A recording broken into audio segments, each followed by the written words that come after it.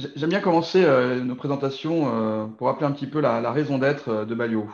La raison d'être de Balio, comme vous le voyez sur ce slide, c'est de remettre en question des choses qui aujourd'hui, pour chacun d'entre nous, semblent peut-être évidentes. Il y a des tâches, il y a des métiers aujourd'hui qui sont dangereuses, qui sont fatigantes, répétitives, qui fatiguent les gens.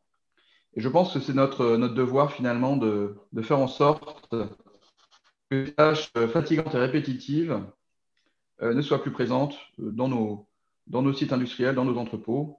Et c'est vraiment la raison d'être de Balio. Voilà. Donc, je vais juste présenter ces deux slides pour donner un petit peu de raison d'être autour de Balio. Maintenant, comment on fait ça alors aujourd'hui et surtout quels sont les sujets sur lesquels Balio peut et doit s'atteler? Bon, c'est pas un secret, aujourd'hui, Balio se concentre sur la conversion de la manutention à l'autonomie. La raison derrière ça, elle est simple. C'est que nous ne connaissons pas de marché ou d'activité qui soit la plus appropriée pour engager cette conversion. Euh, il y a évidemment aujourd'hui des activités pour transformer nos voitures en machines autonomes, mais faire ça, c'est très, très compliqué. Et avant de faire ça, il y a beaucoup de choses beaucoup plus simples à faire. Et j'ai envie de dire, la manutention se situe probablement parmi les environnements, on va dire, contrôlés, dans lesquels cette conversion est peut-être aujourd'hui la plus simple. La conversion à l'autonomie, bien sûr. Et donc, pour rappel, dans le monde de l'intralogistique, de la manutention, moins de 1% des palettes sont encore aujourd'hui déplacées par des robots. Donc, on a un potentiel phénoménal. Alors, je ne suis pas en train de vous dire que à horizon 10 ans, 100% de la manutention sera autonome, ce n'est pas réaliste. Mais si environ 30% des flux logistiques sont convertis à l'autonomie au cours de ces prochaines années, on est face à un marché juste colossal qui pour l'instant n'est absolument pas encore converti. Alors, Balio, les fabricants, si vous voulez, de technologies qui permettent à des robots d'être mobiles, ça existe depuis de nombreuses années. Mais l'approche historique de ces fabricants a toujours été une approche plutôt de bureau d'études, avec des machines spéciales designées on purpose, donc customisées, on va dire. Et Balio a été la première société à avoir comme stratégie assez claire de ne pas développer la base véhicule. Donc Balio s'appuie sur des véhicules standards de fabricants OEM qui nous permettent de rapidement mettre à l'échelle ce marché. Donc c'est pour ça qu'en 2014 et 2015, nous avions noué deux partenariats, deux alliances stratégiques, industrielles, commerciales avec deux fabricants que vous connaissez sûrement. Le premier, Linde. Alors vous connaissez peut-être beaucoup mieux la marque Fenwick. Fenwick est la marque de Linde en France. Voilà. Donc ces deux partenariats sont toujours actifs. On a eu quelques questions au préalable, donc je confirme bien que ces deux partenariats sont toujours actifs. En Europe, l'Europe représente 75 à 80% de notre activité. Bien évidemment, nous travaillons de manière intensive avec Linde, plutôt que le groupe Hyster-Yale, qui est culturellement plutôt un groupe nord-américain. Voilà. Donc ces deux partenariats nous apportent plusieurs choses. Tout d'abord, un accès à des machines standards produites en grande série dont les coûts finalement sont optimisés, les marchés, les clients connaissent, les utilisateurs même les connaissent, et surtout des machines qui sont maintenables avec des réseaux de maintenance très denses partout dans les pays dans lesquels ces acteurs opèrent. Donc ça, c'est voilà, la maintenance, la disponibilité d'un réseau de services est fondamentale pour notre activité. Puisque je vous le rappelle, nous bougeons des palettes dans des environnements où ces machines ont une fonction critique. si nos robots ne bougent plus de palettes, éventuellement la production s'arrête. Donc, on doit avoir une très forte réactivité sur la dimension de service. Voilà. Évidemment, c'est un relais commercial, mais j'y reviendrai juste après. Alors, par rapport à la R&D, j'avais commencé à informer, je pense, un peu mieux le marché sur notre activité en R&D. Vous aviez reçu un communiqué de presse en décembre dernier sur notre activité R&D. Comme je l'avais évoqué dans ce communiqué de presse, on informera de nouveau le marché sur les évolutions de notre plateforme technologique et de notre OS au courant avril probablement. Mais bon, il y a un slide qui ici récapitule assez bien notre engagement. Voilà, Balio est une boîte techno, je pense que ce n'est pas nécessaire de le rappeler. Et vous avez en bas de page les grands axes, les grands sujets sur lesquels nous travaillons. Et j'en prendrai peut-être qu'un seul, qui est ce qu'on appelle la Codeless Installation, qui est une des pastilles en bas de slide, qui est pour moi l'un des éléments les plus importants. Pourquoi ?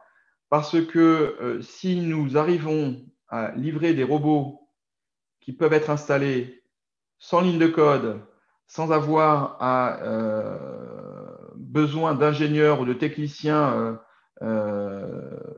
très compétents, on a gagné la bataille. Alors pourquoi on a gagné la bataille ? Parce que ça veut tout simplement dire qu'on a une plateforme technologique, nous avons des machines qui peuvent être installées par les clients eux-mêmes. Et voilà, donc faire simple, faire ça, c'est malheureusement assez compliqué pour beaucoup de raisons, notamment autour de la sécurité des machines, mais on est confiant de pouvoir y arriver. Hein. Donc ce que je vous dis, c'est qu'on n'y est pas encore. On a mis en place ces 2 dernières années de nombreuses briques, alors beaucoup de briques soft en l'occurrence, qui vont nous permettre d'y arriver. Mais je pense que voilà, c'est une vision, c'est une ambition. Ce n'est pas une vision, parce qu'une vision, c'est quelque chose de très long terme. C'est vraiment une ambition sur les 24 prochains mois de commencer à pouvoir donner, j'ai envie de dire, le pouvoir à nos clients. Le jour où on a donné le pouvoir à nos clients, on a gagné. On a gagné parce qu'aujourd'hui, c'est peut-être l'un des derniers freins pour permettre à notre marché d'accélérer encore plus. Au niveau du développement commercial, j'ai utilisé ici un slide qu'on utilise souvent dans évidemment nos réunions commerciales.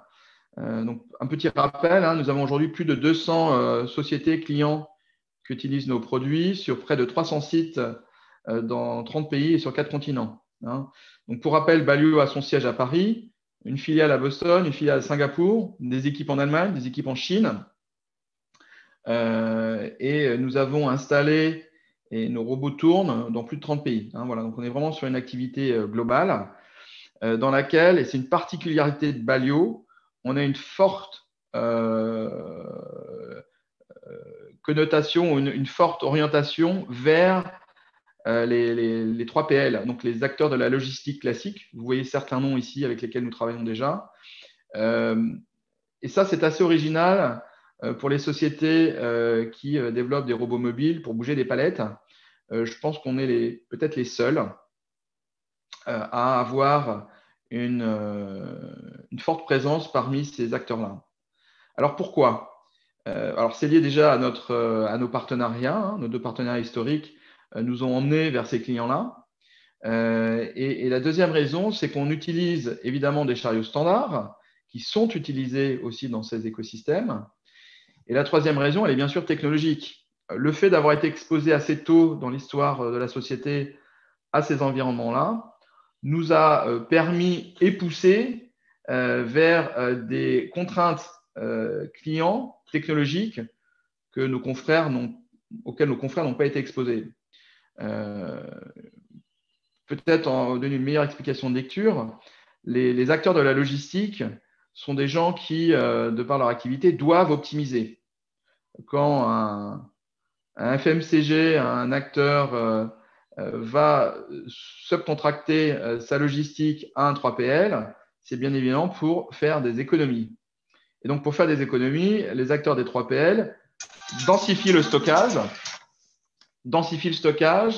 et la densification de ce stockage nous impose des contraintes technologiques auxquelles, encore une fois, nos confrères n'ont pas été exposés. Voilà. Et donc, de fil en aiguille, aujourd'hui, on se retrouve à être très présent, très actif avec les acteurs de la logistique traditionnelle, ce qui est vraiment une marque de fabrique de Balio. Voilà. Et juste pour finir, évidemment, ce secteur nous intéresse parce que ce sont quand même les gens qui aujourd'hui dans le monde commandent le plus de chariots de manutention. Donc évidemment, c'est tout un pan du marché qui s'offre à nous si on est capable de répondre aux contraintes chez ces clients-là. Je poursuis. Bon, l'équipe, donc Franck est aujourd'hui parmi nous. Hein, il interviendra probablement en fin de session sur la partie financière. Et on a une équipe aujourd'hui resserrée et je pense très complémentaire, avec un peu plus de 150 personnes aujourd'hui à travers le monde. Et comme vous le voyez, évidemment, une forte orientation européenne.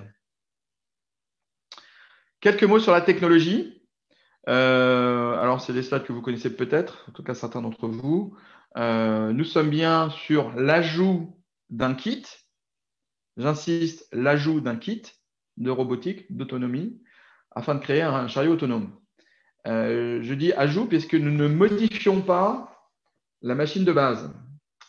Alors, ne pas modifier la machine de base, ça nous a joué des tours par le passé, parce que ce sont des machines qui sont utilisées normalement par un humain, un cerveau humain. Et donc, ce que peut faire un cerveau humain en utilisant une machine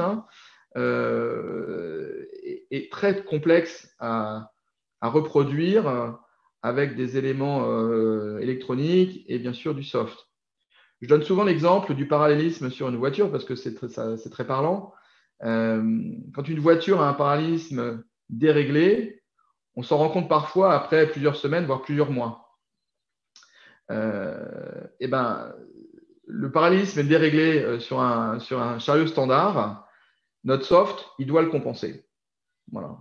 Donc, évidemment, on peut avoir des interventions de techniciens de maintenance de nos partenaires pour régler quelque chose qui se serait déréglé sur la machine standard.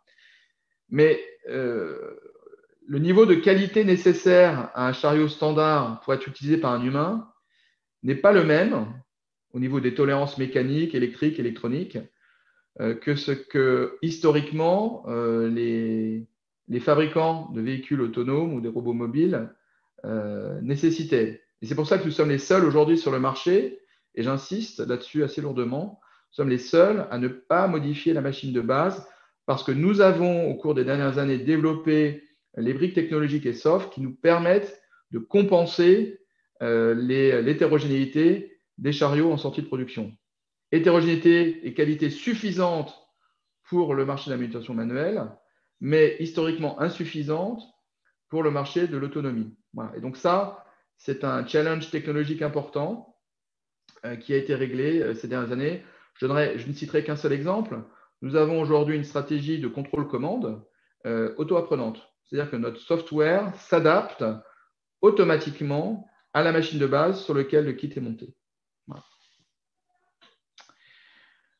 Alors, quelques les éléments techno aussi pour expliquer comment nous installons les robots chez nos clients. On commence par faire ce qu'on appelle un mapping. Donc, on va utiliser le robot pour cartographier l'environnement.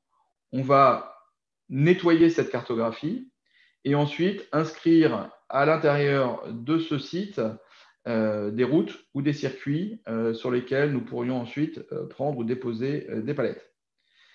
Un point sur lequel j'aimerais insister, puisque je pense là aussi que c'est une particularité de Balio, nous avons un algorithme de localisation extrêmement robuste. Pour qu'un robot puisse se déplacer le long du circuit que vous voyez là, sur la droite, il a besoin de savoir où il est de manière centimétrique en temps réel. Savoir où vous êtes dans un bâtiment de manière centimétrique en temps réel, dans les bâtiments, il n'y a pas de GPS, donc vous devez créer, ou en tout cas arriver à localiser le robot de manière très précise. Il y a plusieurs technologies. Historiquement, toutes les technologies disponibles sur le marché nécessitaient l'ajout d'infrastructures, des réflecteurs sur les murs, des aimants dans le sol, des codes QR inscrits dans le sol. Il y a déjà beaucoup de robots mobiles aujourd'hui sur le marché qui fonctionnent avec ces infrastructures. J'ai envie de dire la majorité encore. Mais ce n'est pas le sens de l'histoire. Je pense que dans les années à venir, l'ensemble de ces référentiels, balises disparaîtront au bénéfice de systèmes sans infrastructure beaucoup plus flexibles. Le challenge historique, et c'est pourquoi ces technologies n'ont pas encore, sans infrastructure, ne sont-elles pas encore majoritaires? Tout simplement parce que les technologies développées par nos confrères ne sont pas encore suffisamment fiables. Je ne rentrerai peut-être pas trop dans le détail aujourd'hui, mais ce qu'il faut retenir, c'est que Balio fait une corrélation en temps réel de ce que voit le robot avec la cartographie nettoyée que vous voyez ici sur le petit onglet numéro 2.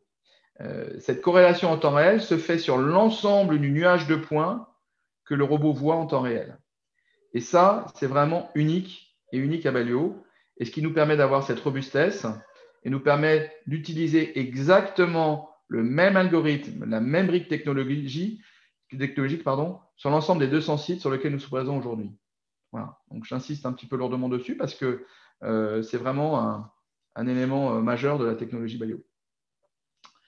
Ensuite, nos robots, une fois qu'on a construit ce circuit, sont intégrés sur l'ensemble de l'écosystème du client. L'écosystème d'un client, ce n'est pas juste des sols et des palettes, ce sont évidemment des racks, ce sont évidemment des portes à ouvrir, des robots à commander, des convoyeurs à asservir, et nous sommes connectés avec l'ensemble de l'écosystème client.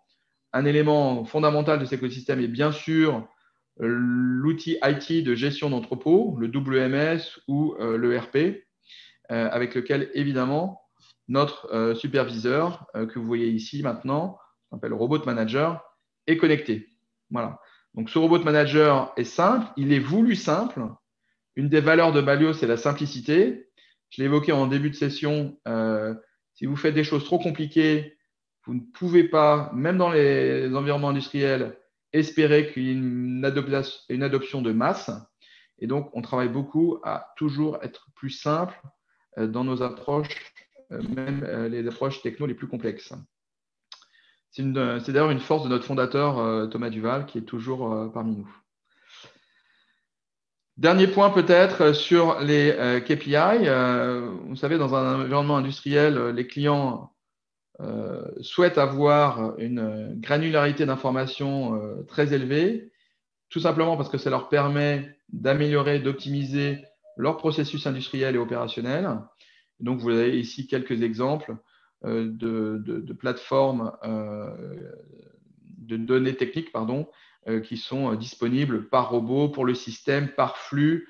On est capable de tracer les erreurs, de faire des paretos sur les erreurs générées, des erreurs générées par notre système, les erreurs générées par le client.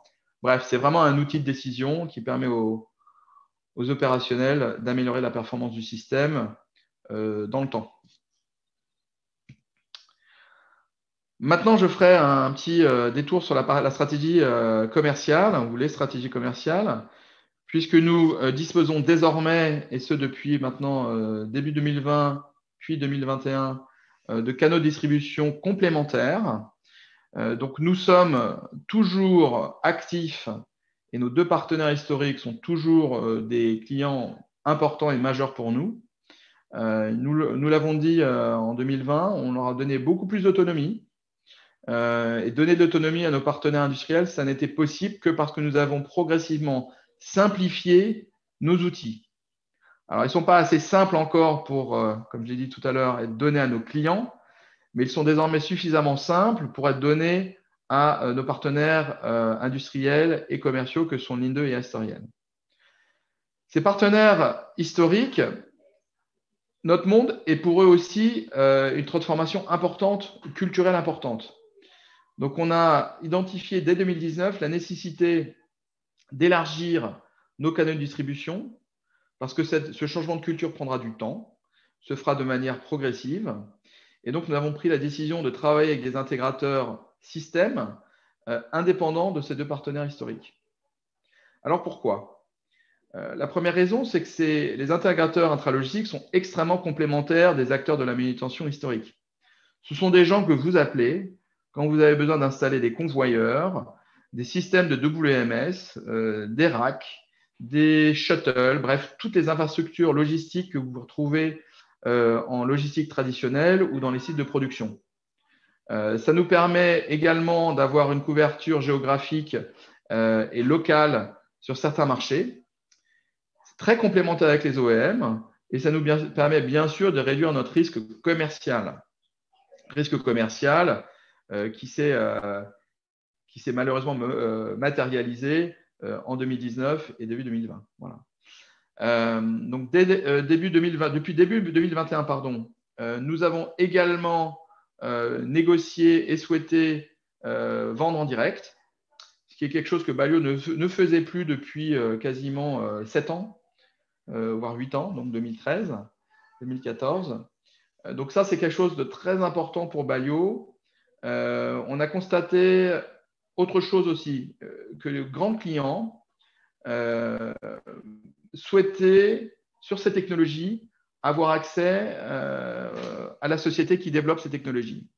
Et donc, la vente en direct nous permet d'avoir, sur certains comptes sélectionnés, certains grands comptes, une légitimité, bien sûr, que d'autres ne peuvent pas avoir, hein, c'est normal, mais aussi un véritable accès aux équipes innovation, aux équipes de développement des grands comptes, des grands clients. Voilà. Et donc ça vient compléter notre vente de robotique as a service. Et je peux vous confirmer aujourd'hui, puisque cette activité, on l'a initiée l'an dernier, que, alors je l'avais dit sur certains calls, mais il y a beaucoup d'investissements en capital risque sur la robotique as a service. Hein, donc, on va dire phase relativement amont. Mais notre monde bouge très vite. Et aujourd'hui, j'ai d'ailleurs une réunion cet après-midi avec un grand client. L'activité as a service est quelque chose qui, aujourd'hui, est dans la bouche de la plupart de nos clients quand nous échangeons avec eux. Hein. Donc, la vente directe et la vente as a service est vraiment quelque chose sur lequel nous pensons que nous pourrons développer significativement notre marché et notre activité ces prochains mois et ces prochaines années. Tout simplement parce que ça répond à 3 contraintes de notre marché. Le CAPEX, la capacité d'investissement, même pour de très grands clients, vous savez, certaines usines n'ont pas accès à du CAPEX pour bouger des palettes. Et la raison, elle est simple. Bouger des palettes, ce n'est pas l'activité, en tout cas stratégique et de cœur, notamment des sociétés avec lesquelles nous travaillons, qui sont des manufacturiers. Un Procter & Gamble, un Unilever, leur cœur d'activité, ce n'est pas de bouger des palettes. Leur cœur d'activité, c'est de produire des produits et de développer ces produits. Et donc, leur CAPEX va en priorité sur ces activités-là. Hein, donc, même chez ces grands clients-là, certaines usines nous ont tout simplement dit, alors que l'investissement était évident, hein, on avait parfois des retours sur investissement à moins d'1 an, ils n'y sont pas allés tout simplement qu'il n'y avait pas de CAPEX. Donc, éliminer le besoin de CAPEX est un élément fondamental. L'accès à distance, le contrôle à distance avec des gens qui connaissent les robots, qui sont formés, est aussi quelque chose qui, pour nous, est un levier de productivité important. Donc, l'intégration d'un téléopérateur qui surveille le système 24/24 est quelque chose qui est un levier important pour nous.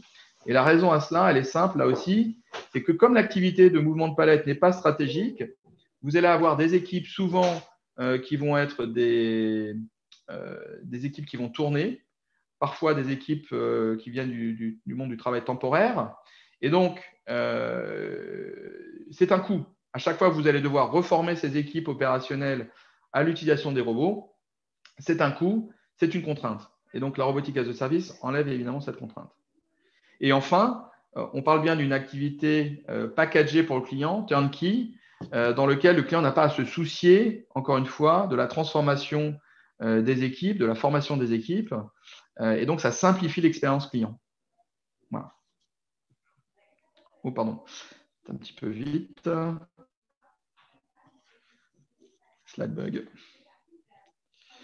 Voilà, donc en synthèse, on passe d'une manutention manuelle à une manutention autonome, qui est le cœur de notre activité aujourd'hui. Et nous sommes convaincus qu'il y aura en complément de cette activité en CAPEX ou en leasing, une activité de mouvement de palette as a service, pay-per-use, paiement à l'usage, qui se développera dans les années qui viennent. Voilà. Il est très difficile à ce stade et aujourd'hui de donner des chiffres ou des perspectives fermes sur le sujet.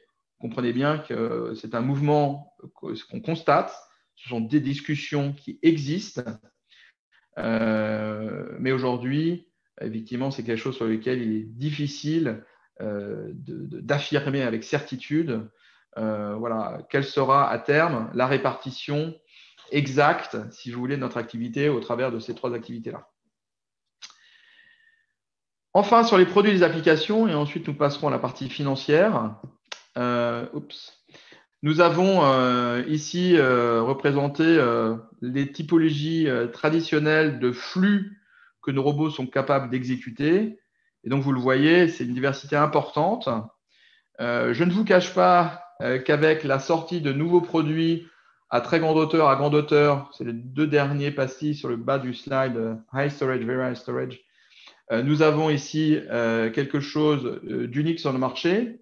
Nous sommes aujourd'hui en capacité de convertir vraiment like for like, c'est-à-dire un cariste manuel qui aujourd'hui travaille dans un environnement logistique traditionnel 3PL, dans des allées de 2,90 m à 3,10 m. On est capable aujourd'hui d'utiliser et d'échanger le chariot manuel avec le robot autonome dans ces environnements-là. Jusqu'au milieu de l'année dernière, nos robots autonomes pour les allées de rayonnage traditionnel étaient limités à une allée de 3,30 m. On ne pouvait pas intégrer nos robots dans des allées inférieures à 3,30 m. Alors, c'est un détail, vous me direz. Eh bien, ce n'est pas un détail parce que je ne connais aucun 3PL logisticien qui aujourd'hui a des allées 3,30 m. Ils ont tous des allées qui vont aller de 2,90 m pour ceux qui sont les plus optimisés à des allées plutôt autour de 3 m, 3,10 m. Voilà. Et donc aujourd'hui, nos robots sont capables de traiter ces allées de 3PL sans contrainte. Et donc évidemment, la nouvelle génération, on en avait parlé, de nos robots à mât rétractable de deuxième génération, et ben voilà, aujourd'hui, on sait les vendre, on sait les positionner sur tous les entrepôts partout dans le monde. Voilà, et donc ça, c'est très important et c'est pour ça qu'on insiste beaucoup commercialement cette année et probablement sur les 2 ou 3 prochaines années sur les applications en stockage en très grande hauteur. Voilà, donc là, vous avez encore plus de détails sur les applications spécifiquement en rack. Et on a une couverture, alors là, je suis affirmatif, peut-être la plus large du marché sur les robots mobiles pour les applications en rayonnage. Hein. Donc, vous voyez aujourd'hui ce qu'on sait faire. Alors, les deux derniers qui sont en rouge, on ne le fait pas. Alors, c'est des raisons de sécurité. Pousser une palette en rack avec un robot autonome est aujourd'hui quelque chose de complexe. La partie double dip pourrait être faite, mais pour l'instant, c'est une activité inexistante ou quasi inexistante en Europe, existante partiellement aux États-Unis. Voilà. Donc, c'est un segment du marché qu'on couvrira un jour, mais pas aujourd'hui. Voilà. Donc, vous voyez ici enfin la gamme de nos robots qui nous permettent de couvrir aujourd'hui une diversité applicative en intralogistique unique sur le marché. La base véhicule que vous voyez ici sont des bases Linde, mais comme vous le voyez, les véhicules sont noirs et ils sont noirs pour une simple et bonne raison, c'est désormais la couleur des robots vendus en direct par Balio, sur lesquels nous ne faisons plus de référence à la marque Linde, ils sont vendus en marque propre. Voilà. Donc, j'ai terminé sur la partie opérationnelle, on va dire, l'activité de Balio. Je vais donner la main à Franck qui va peut-être revenir sur les résultats financiers de 2020 et notamment du deuxième semestre 2020. À toi, Franck. Voilà. Bonjour à tous. Donc, le premier slide vous indique l'évolution trimestre par trimestre des prises de commandes et du carnet de commandes, ainsi que le chiffre d'affaires présenté là semestriellement avant retraitement IFRS. Donc, là, ça a été déjà largement commenté, je pense, dans nos publications trimestrielles de chiffre d'affaires d'order intake. Ce que l'on peut dire, c'est que tout d'abord, peut-être un dernier commentaire, c'est que dans une année Covid compliquée pour tout le monde, la société a réussi à maintenir un chiffre d'affaires annuel comparable avant IFRS 2 à celui légèrement en hausse, très légèrement en hausse à celui de l'an dernier par rapport à 2019. Après IFRS un peu plus, d'ailleurs en croissance, ce qui est une performance quand même assez importante et qui démontre la résilience de la société en période de Covid. On a été finalement relativement peu impacté au niveau de la production. On a pu continuer la production. Une des questions qui va certainement être posée, c'est est-ce qu'on a été impacté par des problèmes d'approvisionnement et notamment de composants? Très, très peu. On peut dire que d'une manière générale, même si on a dû recourir au chômage partiel pendant le premier confinement et en fin d'année à l'activité partielle longue durée, la production n'a pas souffert sur notre site qui se trouve comme vous le savez, à Moissy et qui a plutôt bien continué à fonctionner et qui fonctionne bien aujourd'hui. Pour le slide suivant, sur les résultats, alors plusieurs commentaires. Tout d'abord, je voudrais préciser que l'ensemble de nos comptes consolidés détaillés avec les annexes sont disponibles sur notre site investisseur, mais les faits marquants sont les suivants. Tout d'abord, bon, une stabilité au niveau du chiffre d'affaires, un sensible redressement au niveau de la marge brute. À cela, plusieurs raisons. Bon, l'année 2019, si vous vous référez à l'URD, où c'est très très bien décrit, a été une année très difficile pour Baleo. Baleo a souffert de nombreux problèmes de qualité rencontrés lors de la finalisation d'installations, notamment des nouvelles gammes de produits, et qui ont fait que donc on a dépensé pour ces installations des sommes d'argent bien plus importantes que prévues initialement au début des projets. Et donc, il y a eu des actions très fortes menées.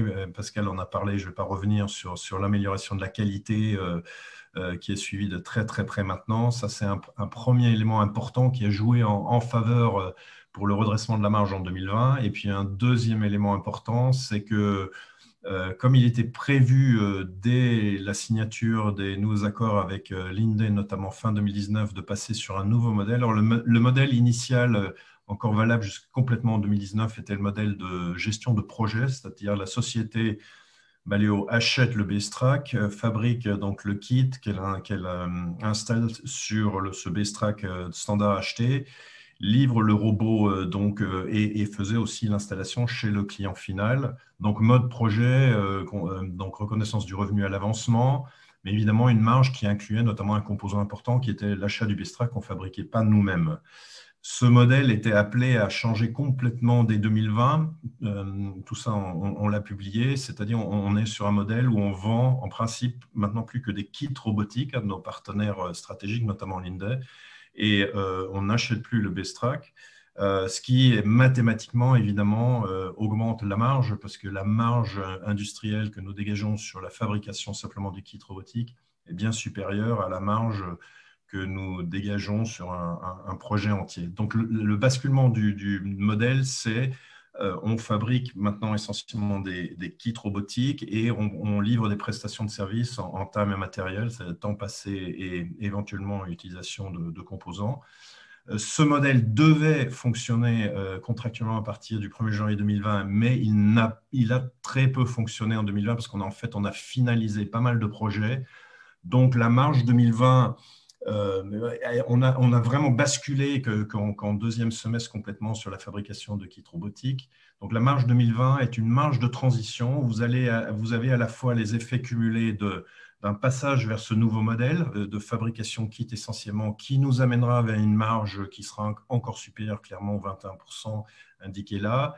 À la fois aussi, donc, et tant qu'il fallait finaliser les projets, nous avons encore subi donc des marges très moyennes sur certains projets qu'on finalisait, mais en nette amélioration à cause des importants, disons, progrès qu'on a fait en partie sur la partie technique dont je vous ai parlé. Donc, c'est une marge de transition. Ça se voit clairement quand vous regardez l'évolution de la marge entre le premier et le deuxième semestre, puisque la marge du premier semestre tourne aux alentours de 4%. Certes, elle est impactée, si vous vous rappelez, vous avez lu les comptes de juin 2020, par une charge exceptionnelle d'1,3 million sur les coûts de garantie. Elle est largement commentée, je vous renvoie vers les comptes arrêtés à fin juin 2020. Cette marge est passée donc de 4% à 33% au deuxième semestre et elle devrait continuer encore à progresser dans les mois à venir, par principalement les effets d'un changement de modèle où on va complètement basculer maintenant sur le nouveau modèle en cours de ce semestre. Je vous rappelle, vente de kits robotiques et de prestations de services en termes matériels et par une amélioration continue de la qualité de nos produits. Côté dépenses opérationnelles, OPEX, donc frais de recherche, marketing, généraux administratifs, comme on vous l'a dit à plusieurs reprises, la société a opéré une réduction importante des coûts. Elle était encore en 2019 structurée pour une entreprise visant un chiffre d'affaires de 40-45 millions, donc clairement surdimensionnée dans ses dépenses opérationnelles. Donc, le programme entamé dès fin 2019 s'est poursuivi sur 2020. La principale dépense qui a été réduite est la masse salariale par une réduction importante des effectifs. Une des questions à laquelle je réponds par avance aussi, dans ces dépenses d'effectifs, pardon, cette réduction d'effectifs, il s'agit beaucoup principalement de départs volontaires. Donc, on a payé très peu, quasiment pas de sommes exceptionnelles pour engager ces départs. Ça s'est plutôt fait naturellement, ce qui a amené, et notamment dans les couches de management les plus chèrement payées, ce qui nous a amené aujourd'hui à avoir un COMEX beaucoup plus rétréci, beaucoup plus agile, beaucoup plus rapide en décision et une organisation clairement à tous les niveaux plus agile. Mais en dehors de ces dépenses de frais de personnel, il y en a d'autres. On a cherché à gagner dans toutes les natures de dépenses. Il y a eu des réductions évidemment importantes liées au Covid dans les frais de déplacement. Il y a eu des réductions dans les dépenses de marketing, de la R&D. On a beaucoup arrêté des prestataires externes. Bref, on a réduit au total sensiblement. Donc, on a réduit d'à peu près 36% lié au VIR les dépenses opérationnelles.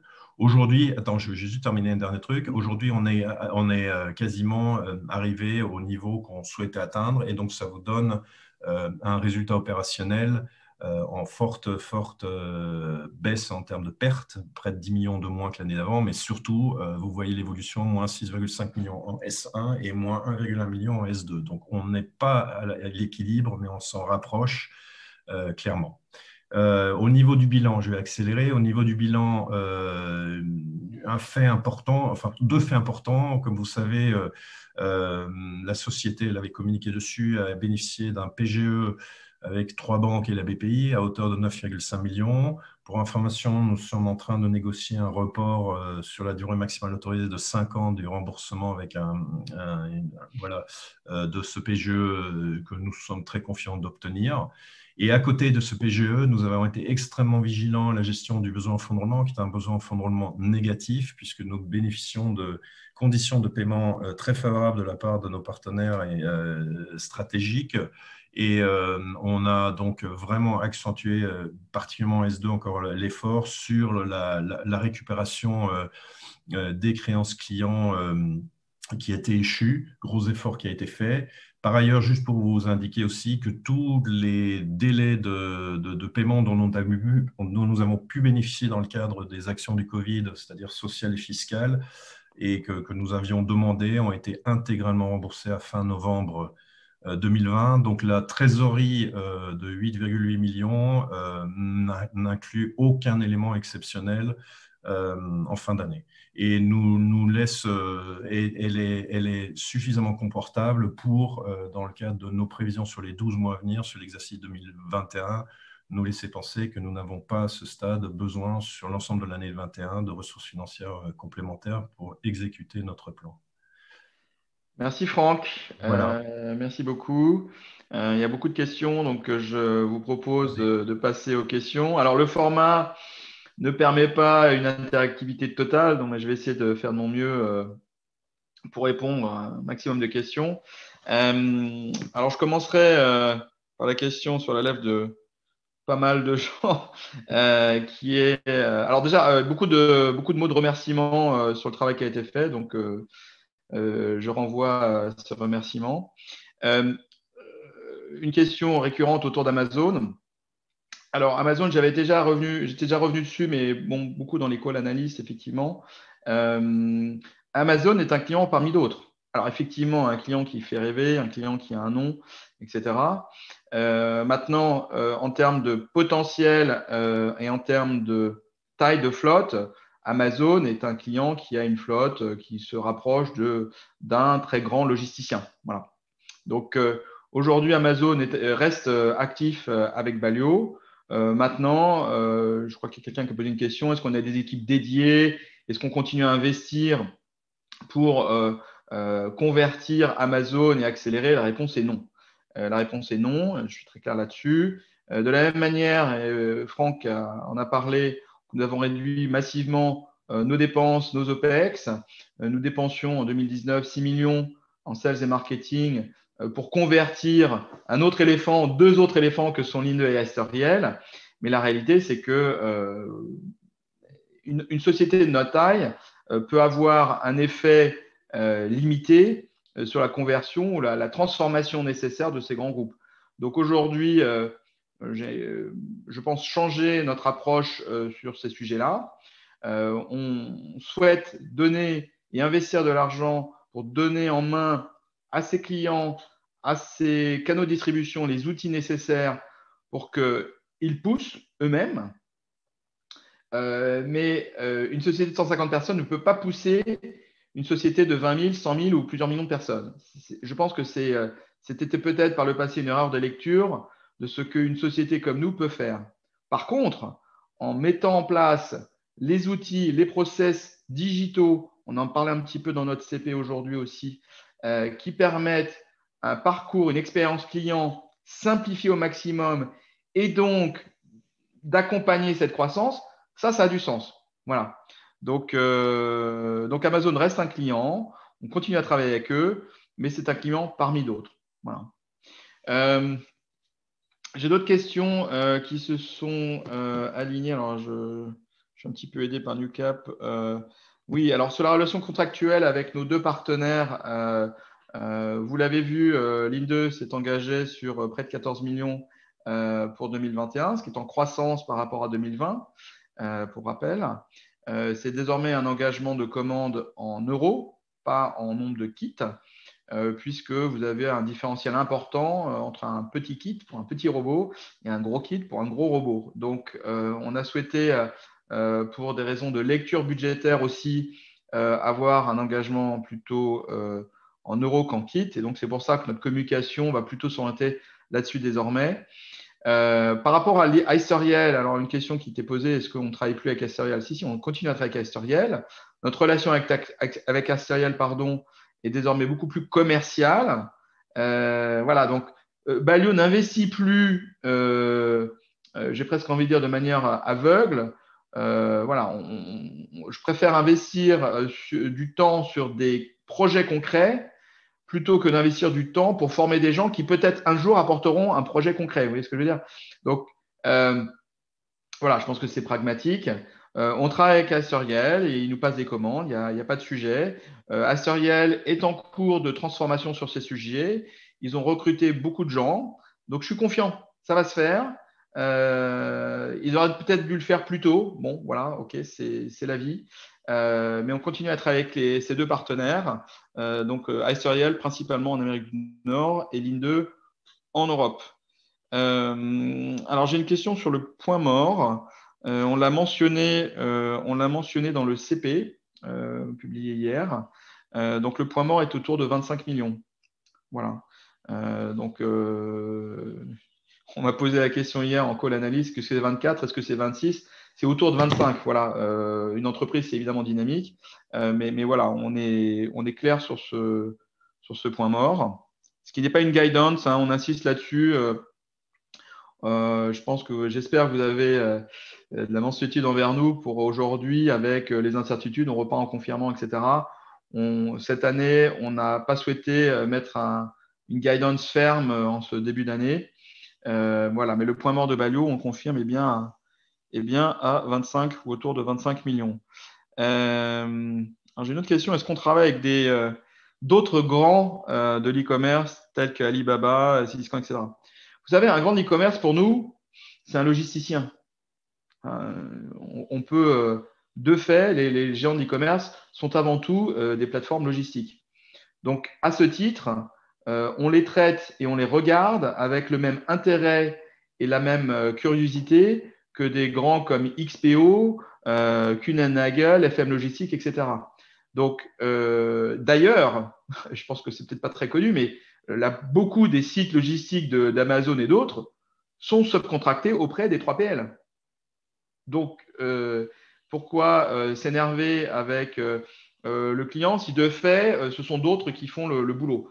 Voilà, donc voilà, les géants d'e-commerce, on les traite comme voilà, on traite. Alors, on est en contact en Chine avec des géants de l'e-commerce en Chine aussi, mais encore une fois, j'insiste, je les mets dans la même case que les 3PL. Voilà. Pour Balio, en tout cas, c'est exactement la même chose.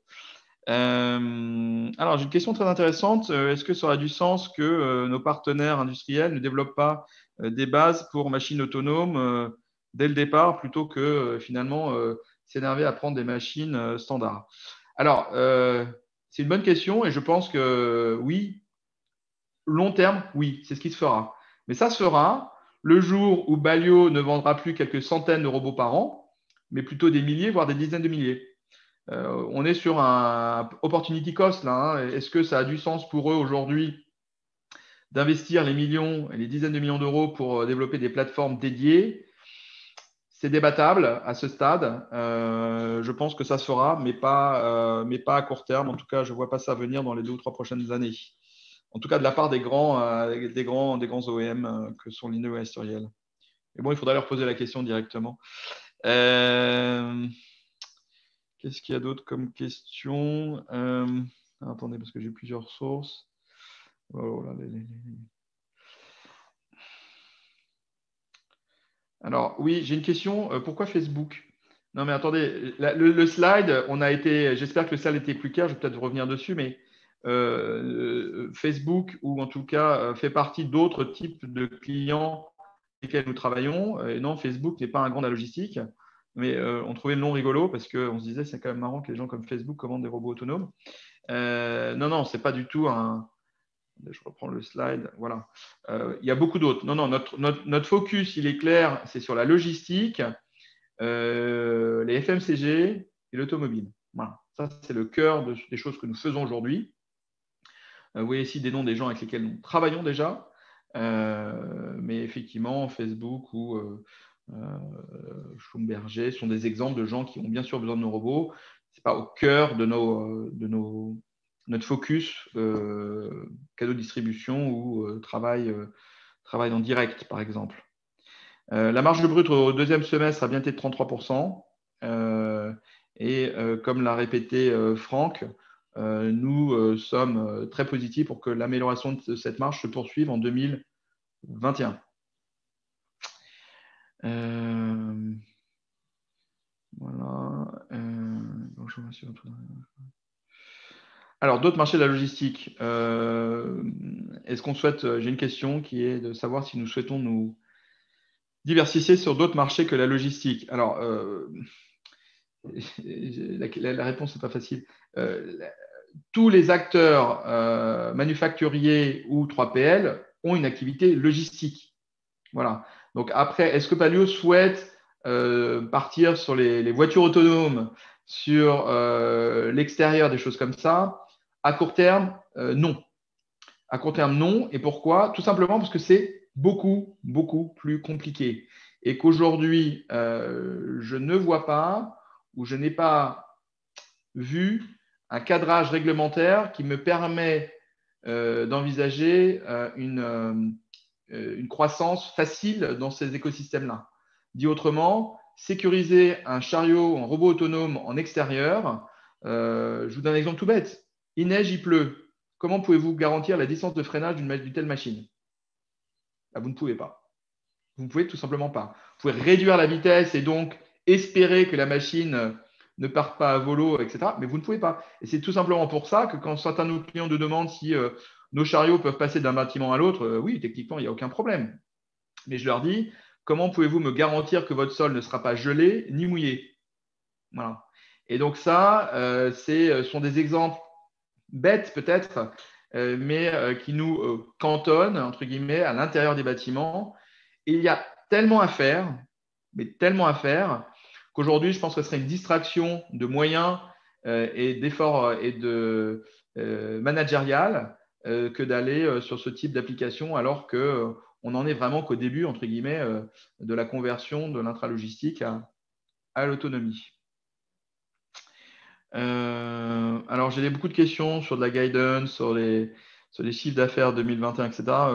Comme je vous l'ai dit, on ne va pas donner de guidance aujourd'hui. Et mon avis sur le cours de bourse de Balio. Je pense que ce n'est pas du tout le rôle d'un directeur général ou un directeur financier de commenter le cours de bourse. Vous l'avez vu, il est passé un petit peu ce cours par toutes les phases. Le seul commentaire que je ferai sur le sujet, mais c'est un commentaire indirect, c'est qu'aujourd'hui, toute chose, toute entreprise, tout bien a une valeur qui dépend d'un marché. Et ce marché, aujourd'hui, dans notre écosystème, il est principalement privé.